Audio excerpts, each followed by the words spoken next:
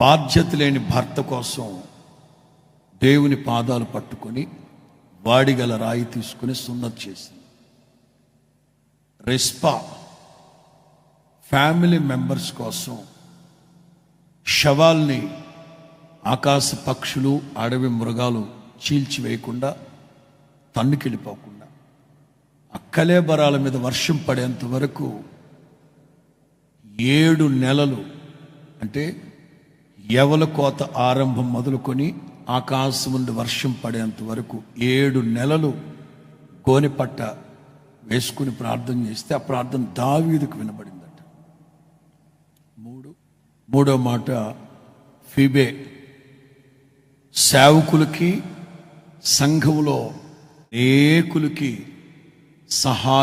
సహకారిగా ఉందట. సంఘములో స్త్రీలు ఎలా ఉండాలనే విషయాలు